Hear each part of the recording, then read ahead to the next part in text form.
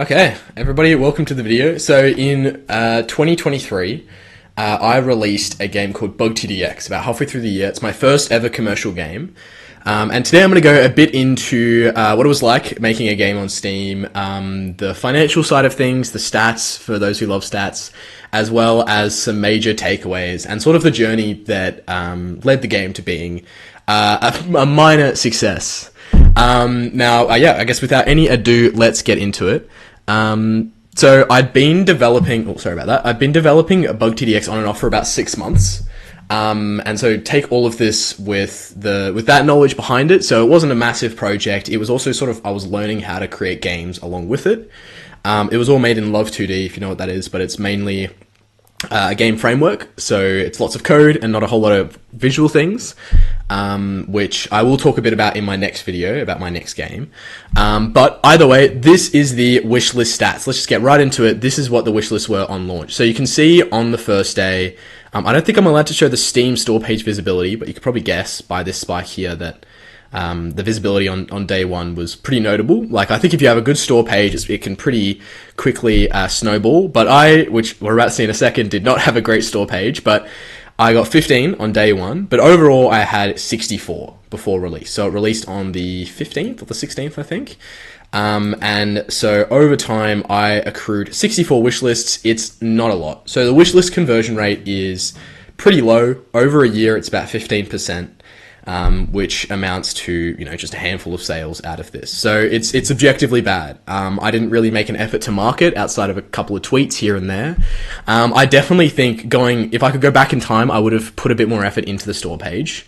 But yeah, it was overall, it was an interesting learning experience, and I didn't put it up early enough as well. So this is the thing. This is what people always say about putting your Steam store page up nice and early, and it's because over time, as you can see, even if I'm not marketing, it still sort of accrues passive wish lists. And these are really important because the more you accrue over time, the more it's sort of exponential. And I didn't quite hit that curve where it got exponential. I don't think I could have, because it's also dependent, of course, on the game's store quality. So my major takeaways from this was definitely put it up earlier. And here is what it looked like. So this is both what the store page looks like now and on launch. When I launched the store page, and its reviews. So I do have a trailer here, which you can watch in your own time. I don't think we need to hear that. But overall, it's just sort of a quick overview of what the game is, as well as some screenshots. Something I did very wrong with these screenshots, as you can probably see, is these black bars. I couldn't be bothered getting the resolution correct, and so I was a bit lazy with that. Sorry. I was a bit lazy with that, and I ended up getting the resolution very wrong. And that just left these black bars here, which I knew were an issue, but I couldn't really be bothered fixing it for whatever reason. I still haven't been bothered, as you can see now, just because the game it's released, it's done its thing. Something else that you don't quite notice, but is also another little point of interest here, is that these are actually photos of different points during the game's development. And you can see that because this one's got a wave up here, and I added this wave counter after I took these screenshots. As you can see, this one does, but these two don't have a wave counter. I don't think this matters a whole lot, but it does mean that obviously I was very rushed in creating this store page. I wrote this little thing here, which I was pretty happy with. I'm happy with what it says, not that anyone really reads that. But I definitely should have put more effort into these screenshots. And I do think that, I mean, with my next game, I was able to do that a little bit. They're not perfect still. I wish I could change a couple of things about them, but I can't be bothered again. But definitely these screenshots are the most important point. And there's not a whole lot of variety, between these screenshots. And another sort of key aspect of the store page of your game, it's obviously supposed to sell your game and your game idea and what's special about your game and why these people should wishlist it. Because of course it's a store. And I don't think I did that. So my unique mechanic was the fact that it's different to Bloons Tower Defense and other tower defense games because the towers are not displayed on the side. The towers are actually, you cycle through them like in Super Auto Pets, which means that you inevitably have to take the towers that are given to you, which sort of forces a bit more strategic thinking. And it makes every run feel that little bit more different. And so that was the unique mechanic. I think I did say it, but it's not sort of super clear. And I think another big selling point of the game was, of course, the different types of towers. And I think I did that well. So you can see here all these different towers. Someone will see this and think, oh, wow, there's all these different towers. But, of course, elephant in the room, the game, it looks like shit. It looks atrocious. This is something that didn't, massively improve in my second game. Spoilers, but so I've got this, like, the background is literally just a green square with a brown square behind it, also a rectangle, and then some brown rectangles to dictate the path. There's no, grass texture or anything like that. I didn't know how to do that. As I said, I was still learning how to make games, and I was just sort of mainly trying to get the gameplay properly. And what also happened, you can't see it here because the resolution was always on my computer, but what would happen is these would display in the wrong positions on different resolutions because since I was using a framework, it wasn't handled natively. If I could go back in time, I probably would also have done a bit more effort in that front. But yes, so this is the Steam page. Of course, I've got this here. This text doesn't really matter. I think what's most important here is adding a couple of images, and you can see how to do that on the Steam how-to documentation. Some images, even some GIFs, I think do really well here. This is pretty bland. I think that was mainly it. So, of course, my major takeaways here, my advice for both my future self and anyone who's watching this who does want to make games is to prioritize graphics. So the graphics are really important. So this is really important. These screenshots are really important, and having graphics here. Visual things are so much more helpful than this description because no one reads this. Genuinely, almost no one will read this. And if they do read this, they're probably already going to wishlist your game. They're already somewhat invested because they're, spending time comprehending what this text is. Another bit is highlight the gimmick or highlight what makes your game unique. Which I did do a bit. As I said, the graphics is shit, and that was something that was unique about my game. Also, it is a tower defense. That's pretty notable. You can see that pretty clearly. I think I could have put a bit more effort into that, though. And just in the visual style and the design of the game, it could have been a bit more highlighted. And then make sure the screenshots are visually distinct, which, of course, I touched on before. And then, of course, put the page up as soon as possible. So you can ideally have a snowball. And so now... marketing was pretty minimal. I don't have it up at the moment. I thought I'd just talk about it. I'll pull up the video. So I marketed the game on just on Twitter. It's just like a couple of tweets about it. No one really read it. I think that the difficult thing about marketing is that marketing is based off having a visually pleasing game. It doesn't need to be fun, but it does need to be visually pleasing, and I did not have that. I also didn't have that for my second game. So marketing is a really, really helpful tool, but it's only helpful when you have a game that looks nice. Like if your game, I'll pull up an example here, but if your game doesn't look super nice, marketing isn't really going to help, and it can still be successful. So for example, I've got here Cube Chaos, which actually I haven't personally played, but I do know people who absolutely love this game. Of course, looking at it, it looks... it's not the prettiest thing in the world. It's definitely got a distinct style, to put it like that. But it's done very well for itself. And I think that's happened not through marketing. That's happened through natural growth. And so marketing is really important, but you can get by without it if you have a good game. So as you can see, I both didn't have the most amazing addictive game like Cube Chaos, and marketing didn't really do anything big for me. I did send a couple of emails out to content creators, which I'll touch on a bit more in a minute. But overall, definitely put effort into marketing. But what's more important is just putting effort into making your game look nice, because that in and of itself is marketing. So yeah, graphics are definitely incredibly important. I know everyone says gameplay over graphics. But that is a very, very naive approach if you want to sell copies of your game, because gameplay is great, but graphics are also pretty great when it comes to getting players. And so launch. So here was the sales on launch. Ta-da! I made $156, which was above, this is in USD. Of course, I'm speaking with an Australian accent. I am from Australia. So this was converted into my local currency. But as you can see, peaked at the start, and then it dropped off, and then it sort of plateaued for the last few days. This was the first month of launch. And the sale map is not too exciting. So obviously in my home country, I had 14 sales, some of which would have been through friends and my girlfriend and family. Sales in the US, the game was only, it wasn't localized. Like the game itself was, but the Steam page wasn't. But interestingly enough, I think the localization did actually help out here. So I had some sales from Korea, Japan, Brazil. Localization is a tricky thing. It takes a lot to sort of get it off the ground, but I do think, as you can see here, it is worth it. It is worth it. And I had pretty crappy localization. It was just from like ChatGPT or Google Translate generated text, but it still did result in sales from other countries. So definitely something to keep in mind. And so I was pretty stoked. Like 156 sales is a lot, and I also gained wish lists over this time to be over 100, which was another goal of mine. And so I was very happy. I paid, I think, $100 to put the game on Steam, and then I don't remember how much, but it would have been maybe 100 or 200 for the soundtrack as well, which I just found off someone off Twitter. And so yeah, I was happy with that. Then comes the refunds. So spoiler alert, I did eventually sell more copies. I'll talk a bit more about that in just a second. But the refund reasons are really interesting. It's coming through here. Maybe I'll touch on it after we go through the more sales. So of course, the achievements, I thought that was also something cool.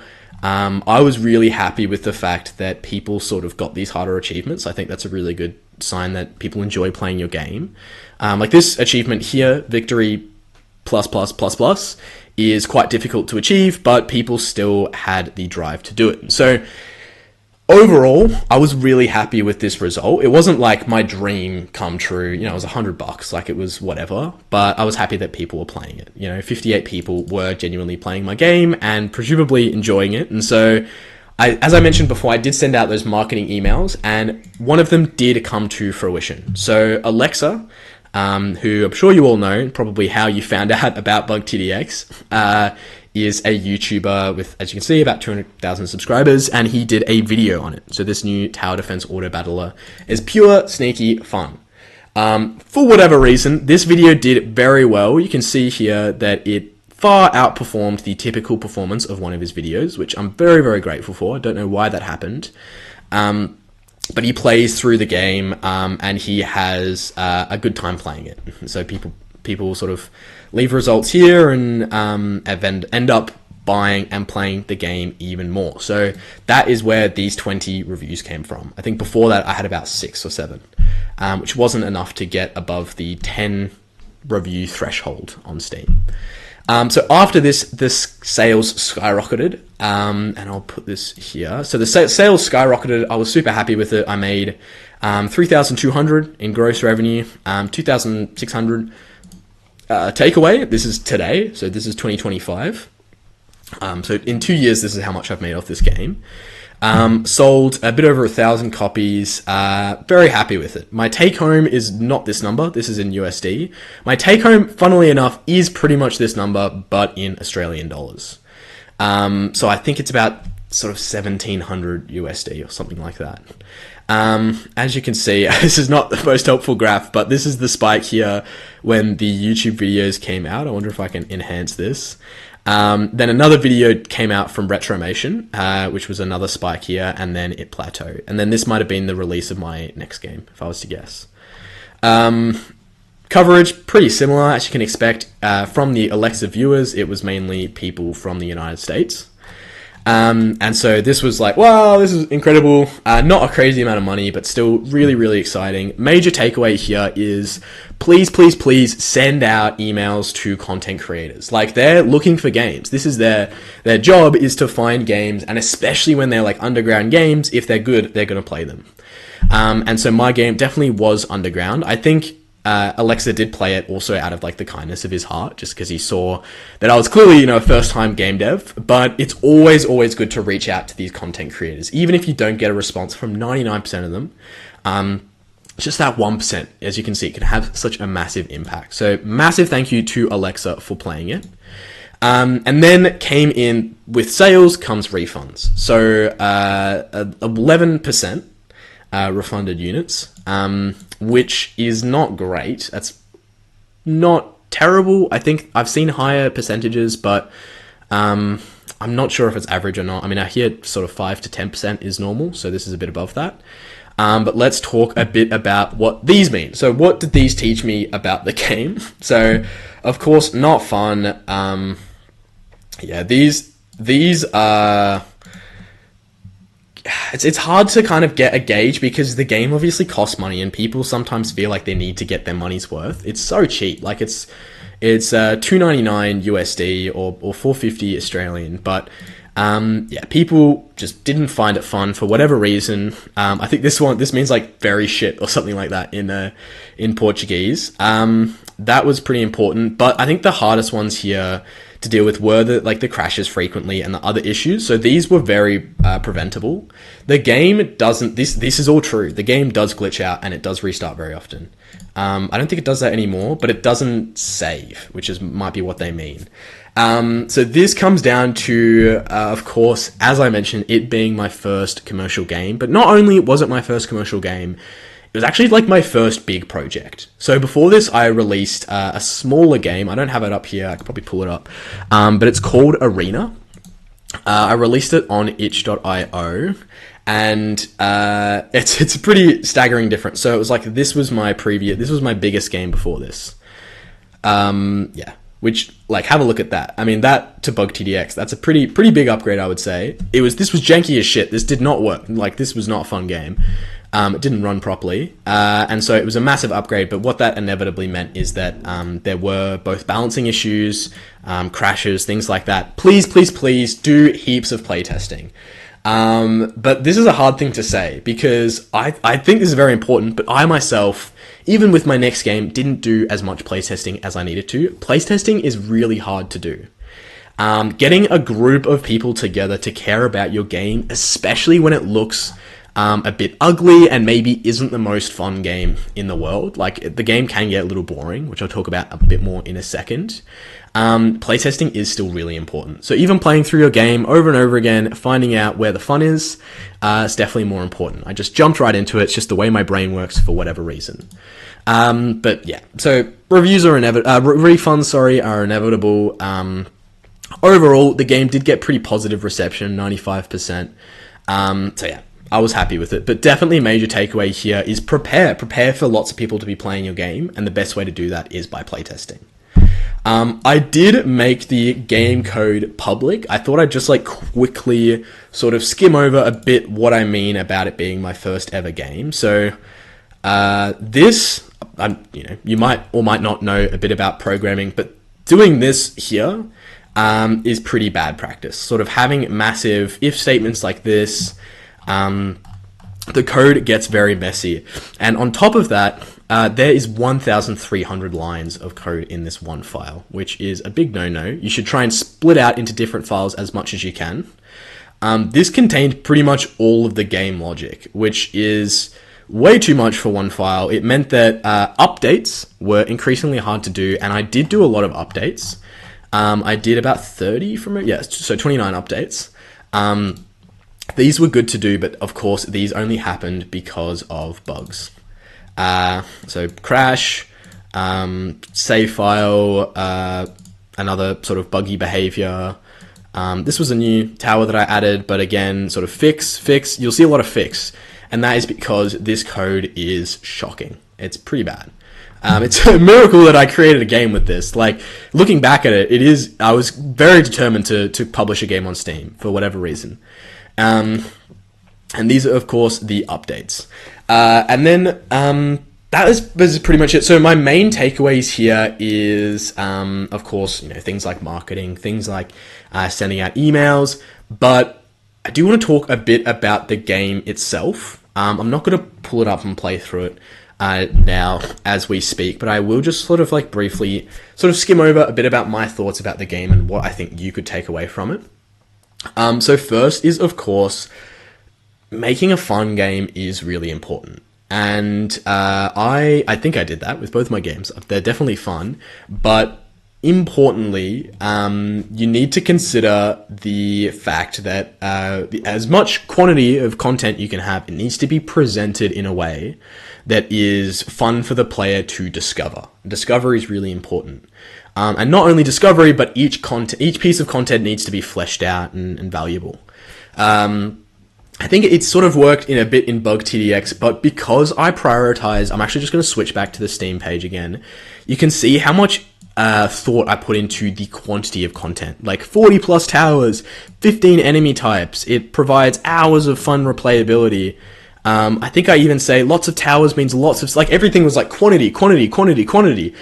Yeah, it's like, it's fun. It works in games like Binding of Isaac, where it's a fun-based game, but the issue here is that I didn't put enough sort of things into the base game to make it a solid foundation where it could like reasonably sustain all of this content. And so what that meant was that it's like you have all this content, which is great, but it's like, I don't really like care that all these different towers, because they all sort of do similar things, or it just didn't provide a massive incentive for the player to keep coming back, which does come down to having a fun core gameplay loop, which again I had, but it wasn't as polished as it needed to be. Oftentimes there'd be buggy behavior, it would be repetitive with this maze, there would just be things about it that just weren't perfect. And even during the wave itself, like, what are you supposed to do? You know, these enemies come through and you just gotta watch them, like, that's a bit boring.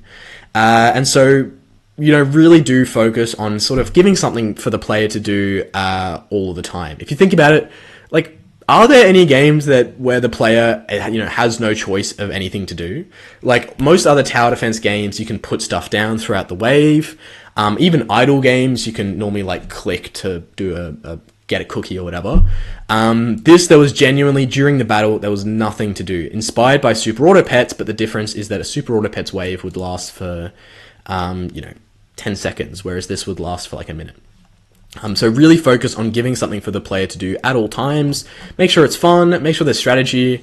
I'm just going to have a look at my notes here. But I think that might be everything. I think also the expectations is really important. Like I was expecting to make, $1,000, $2,000, which I eventually did.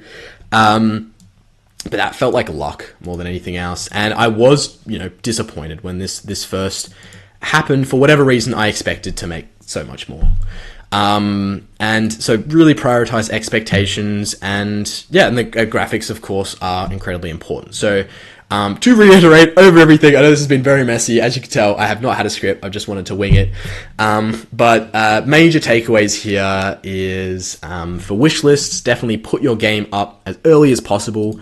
Focus on graphics in the game, and on the Steam page. So getting graphics here, having nice screenshots, having a good thumbnail, creating a good trailer, which again, like this trailer is, as you can see, like it moves around a lot, which is really like, it doesn't need to do that. It's a rookie error for it to do that. Focus on those. So graphics, and then of course gameplay is really important. Make sure it's like constantly fun. Make sure you really enjoy playing your own game, which I don't think I really had that experience making fishTDX. And keep getting feedback, appreciate feedback, and do lots of playtesting. And I think that might be it. Like this game came out a while ago. It's obviously not getting any more updates, but please do check it out if you haven't already. I think it is really interesting to look back on it. If you do, for whatever reason, if you're strapped for cash, please do let me know. I can just give you a key. But yeah, I think it is a really interesting thing. And if you're looking to make your own games, please do take all of this advice to heart, because it's something I wish I had taken to heart earlier. People definitely say it over and over again, but people say it because it's true. And so I think I'm going to leave it there. Thank you so much for watching. I am going to make another video a bit about my second game, which is called fishTDX, which, as you can probably tell, is another tower defense game. But until then, like, subscribe, do whatever. Thank you for watching, and take care. See ya.